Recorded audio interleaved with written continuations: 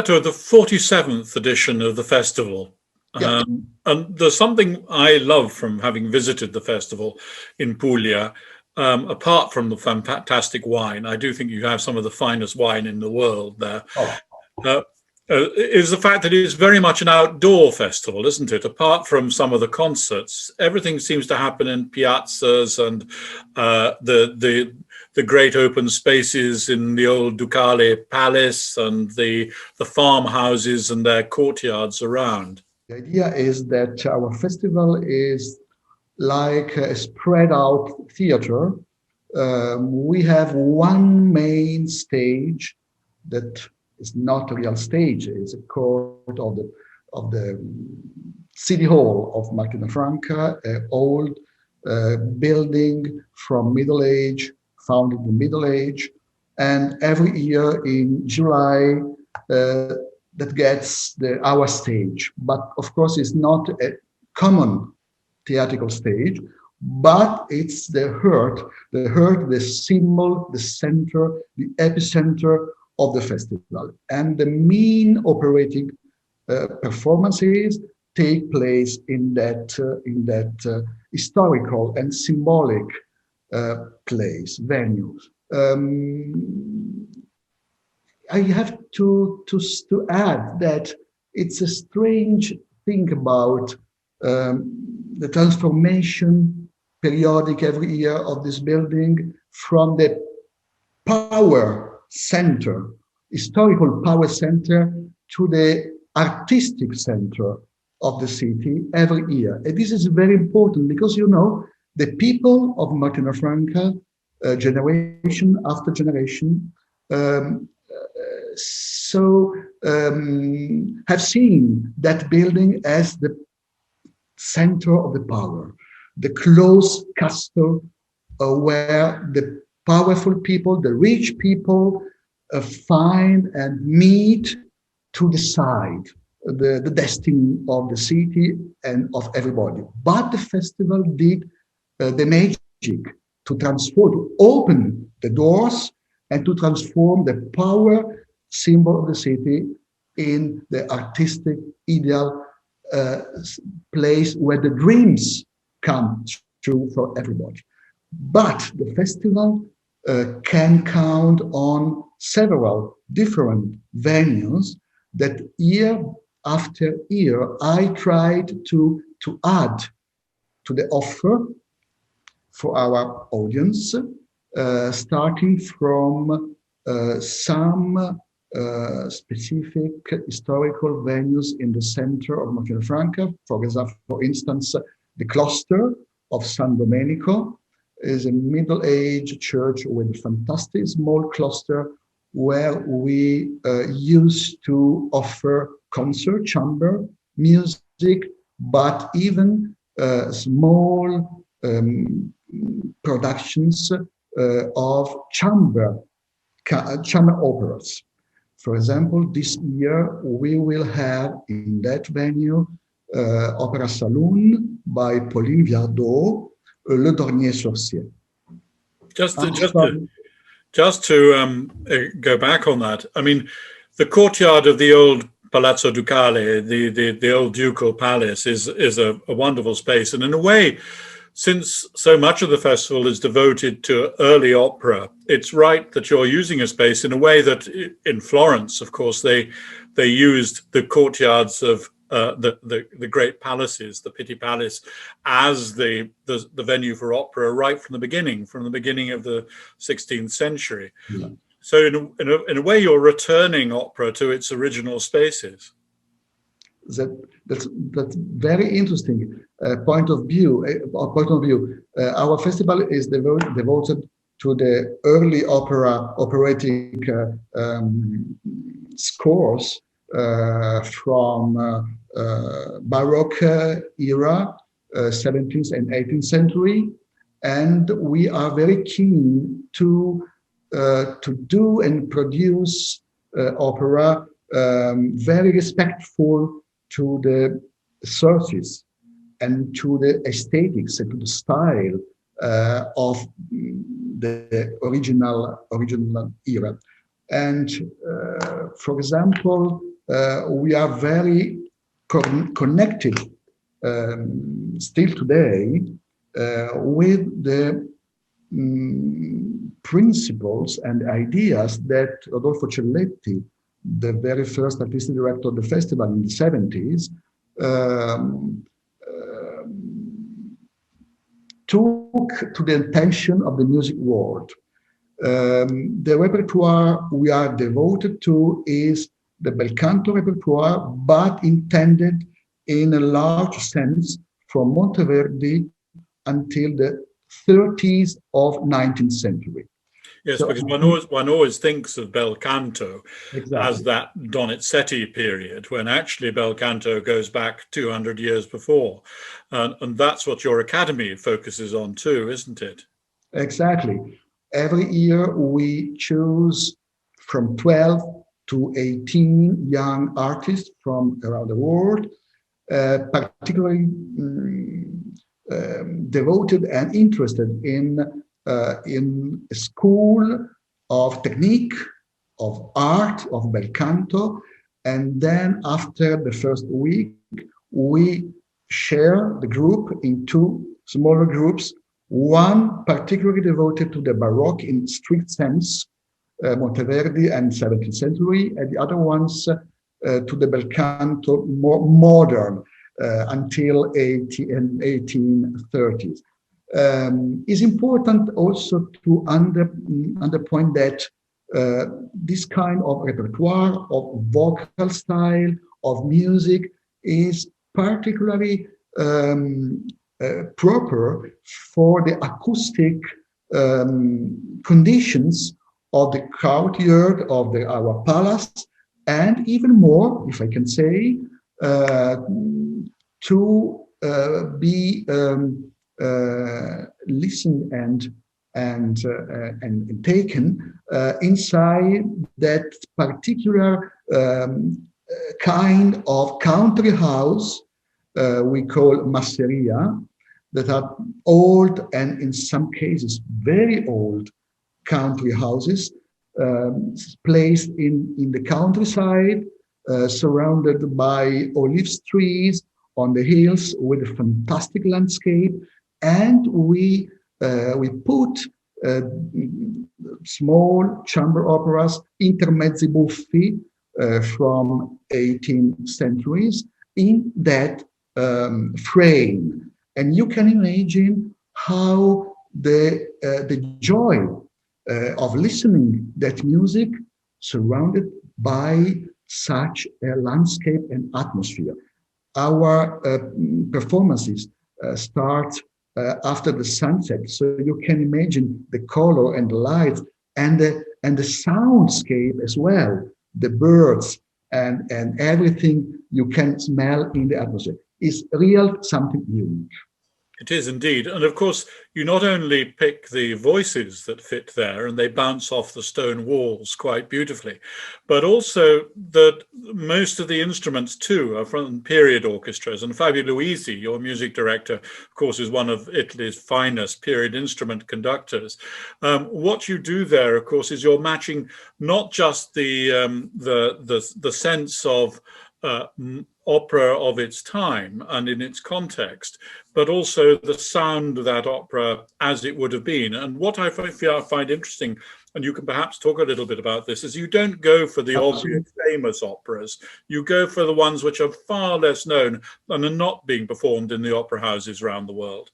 Yeah, you are absolutely right. I can take one example. For the very first year of my tenure, 12 years ago, we decided to do Handel Rodelinda, and you maybe it's difficult for you to believe to me when I say that that production of Handel Rodelinda was the Italian premiere. You can imagine 2010, 3 centuries more or less after the world premiere of that masterpiece. For that occasion, I can say the festival was not yet so mature to use historical instruments. For that very first occasion, we had a modern orchestra with modern instruments, but we called Diego Fasolis to conduct, and this choice gave us the guarantee for an informed aesthetic and point of view. But few years later, finally, the festival was ready to have ensemble and orchestra with historical instruments. And in the last 6 years, we had, for this kind of operas, of course, only ensemble and orchestra historical guarantee. Maybe I can mention La Scintilla from Zurich. I can mention Barocchisti. I can mention Accademia Atenea from Greece. And this year we have La Lira di Orfeo. Every year we change the ensemble and the orchestra, but now we perform Baroque operas with historical instruments. The operas that are more modern, for example, the Schöpfung, the creation by Haydn, dated 1799, we continue to use modern orchestra, but always with a very careful eye and attention to the style and to the nature of sound. Fabio Luisi, for example, will conduct the creation, and he asked for a very small size of orchestra, only 6 first violins, so to recreate a chamber sound. And what I think is interesting, you're calling this year's festival the Fiat Lux, and there was light. The idea of bringing back the light from the dark period of the last 2 years to something that's much more celebratory, but also more inspiring. Tell me something about the pieces that you've chosen for this year, because when it starts in a couple of weeks' time from this moment when we're recording it, you have still moments of real difficulty for people traveling, for people coming from devastated areas. So what pieces have you chosen to bring this period to life again? Wow. It's very difficult to be synthetic in answer to this such a question. First of all, we have to guarantee the safe condition, the most safe conditions for everybody, for the audience, for the musicians, for the artists.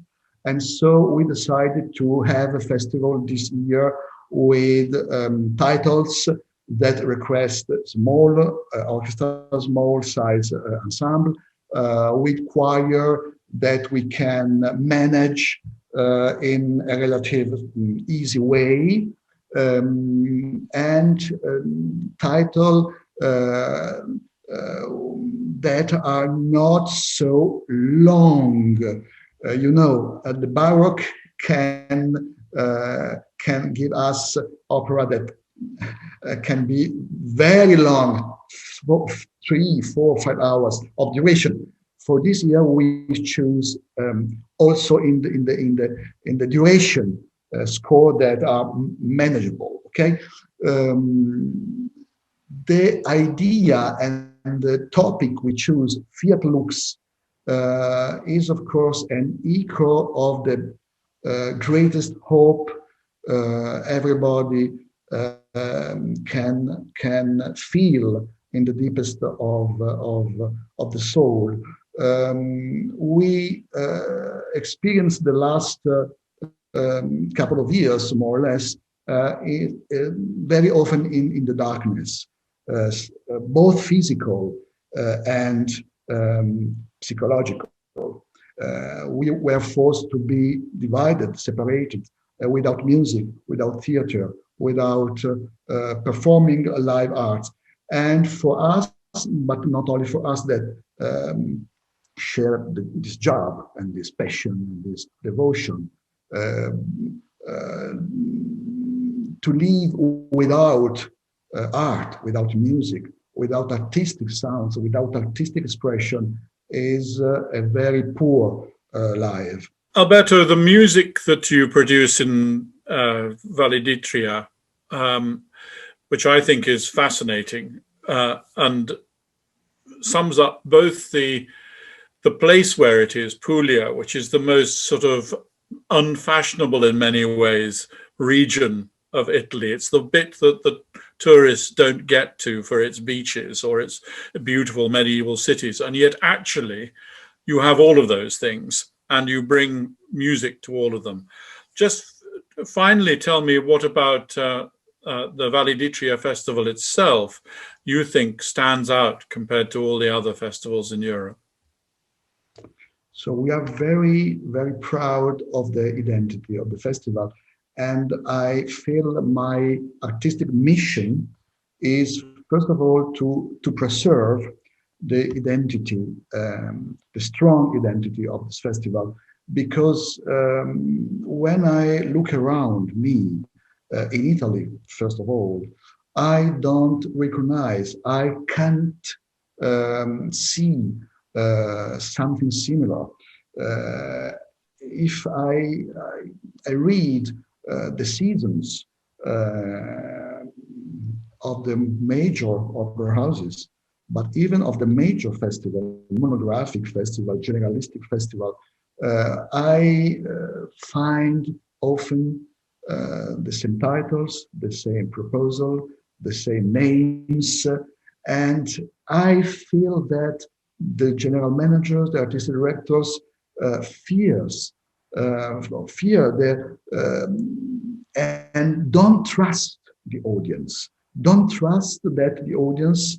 The first characteristic of the audience that is interested in artistic offer is the curiosity, and I think always that my interlocutor, my